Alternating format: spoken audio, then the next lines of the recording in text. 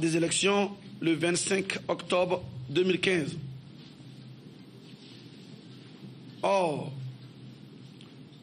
vous savez avec moi aussi que les conditions ne sont pas réunies pour que nous allions à ces élections. Notre pays, la Côte d'Ivoire, a traversé des moments très difficiles, très durs. La violence s'est installée dans notre paysage politique, pour ne pas dans le marigot politique depuis 1990. Des étudiants ont été tués et gazés, vous le savez. En 1993, Houphouët-Boigny est mort. Et toujours en 1993, ce monsieur qui est au pouvoir actuellement, déjà en 1993, il voulait faire un coup de force. Parce qu'en 1993, déjà, alors que de façon constitutionnelle, c'était M. Henri Konan Bédié qui devait prendre les rênes du pouvoir. Alassane Ouattara, je dis en 1993 déjà, a demandé à ce ministre de signer un papier faisant de lui le futur président. Toujours en 1993, il y avait un qui s'est levé, il a dit « Monsieur le Président, est-ce que je peux lever le doigt ?» Il a dit « Oui ». Il dit « De façon constitutionnelle, on m'a dit que c'est le président Bédié qui devait être, en tout cas le président, si Houphouët-Boigny n'est plus en situation de gouverner. Enfin, en clair, s'il est mort. » Il s'appelle Issa Amara. Issa Amara, effectivement, il n'a pas signé ce papier de Ouattara. Il est sorti et il a mené là, vous les journalistes. C'est ce que nous sommes en train de faire aujourd'hui. Il a appelé RFI, il a appelé tous les journalistes, BBC, Voice Africa, Voix de l'Amérique. Il a dit, il se passe quelque chose de bizarre dans mon pays. Je ne peux pas être combien de cela. Le lendemain, le ministre d'État, Émile Constant Bobé, a démissionné. Et vous avez vu les démissions en cascade. C'est ainsi qu'on a demandé à M. Tani de sécuriser M. Bédié et il allait à la RTI pour dire aux Ivoiriens de se mettre à sa disposition. Il a fait de façon autoritaire, mais c'est parce que quelque part, quelqu'un voulait tordre notre loi fondamentale, c'est-à-dire la Constitution, il s'appelle Alassane Dramane Ouattara. En 1995, il y a eu 47 morts avec le boycott actif. En 1999, il y a eu le coup d'État que vous savez.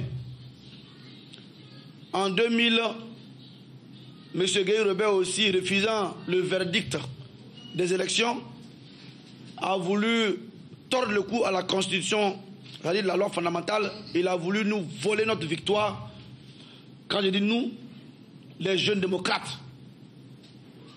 Et il a été chassé par le peuple. Parce qu'on dit voice populus, voice Dei. La voix du peuple, c'est la voix de Dieu.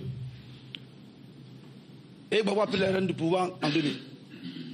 En 2002, M. Soro Guillaume, puisque lui-même il a dit qu'il est le père de la rébellion, Dr Koumba, il a créé sa rébellion en 2002, et puis il nous a tués. Quand il dit tuer, quand on tue un de vos frères, c'est qu'on vous a tué. Et puis Gbagbo a fait ce qu'il pouvait faire pour maintenir le navire Ivoire jusqu'en 2010. Et là encore, Gbagbo a fait ce qu'il pouvait faire. Voyez-vous, je le dis en toute sincérité et avec humilité. J'ai connu Houphouët par défaut. Je l'ai connu par défaut, c'est-à-dire que je ne suis pas fondamentalement PDCI. Mais en faisant nos recherches, on a vu que ce monsieur a fait ce qu'il pouvait faire en son temps. Gbagbo aussi a fait ce qu'il pouvait faire aussi en son temps. Vous ne pouvez pas venir au pouvoir en 2000 et en 2002, être attaqué comme on a été et résister pendant toutes ces années. Laurent Koudou Gbagbo a fait ce qu'il pouvait faire en son temps comme Houphouët-Boigny. Et il a cru que notre pays devait sortir de l'ornière dans laquelle notre pays se trouvait, avec des élections propres, crédibles. Gbagbo a fait ce qu'il pouvait faire. Les sacrifices qu'on ne pouvait même pas accepter, Gbagbo l'a fait. Comme la reine Ablapoku, selon la légende, quand les Akans venaient du Ghana, les Baoulés, nos parents nous disent que cette brave femme a donné son fils unique comme Christ a donné son Fils unique pour que nous soyons sauvés. Pour ceux qui sont chrétiens. Excusez-moi pour les autres. Gbagbo a accepté Soro Guillaume qui voulait prendre son pouvoir comme Premier ministre. Et nous sommes allés à ces élections-là, en 2010. À ces élections, le monde entier nous regardait. On croyait que ces élections devaient être pour nous une bouée de sauvetage pour notre pays. Et vous tous, vous savez ce qui s'est passé en 2010. Officiellement, on dit 3000 morts. Mais il y a eu plus que 3000 morts. Même les étudiants qui sont morts au palais, il n'y a pas 3000. A fortiori, ceux qui sont morts dans l'indifférence totale de nous tous. Et aujourd'hui encore en 2015, lorsque Ouattara a pris le pouvoir, avec la force, avec la bénédiction d'une coalition nébuleuse, tapis dans l'ombre, les barbouzes occidentaux, malgré tout, ils lui ont demandé de faire ce qu'on appelle la réconciliation. Faire en sorte que l'Ivoirien du Nord, l'Ivoirien du Sud, l'Ivoirien de l'Est et l'Ivoirien du Sud puissent se parler à nouveau.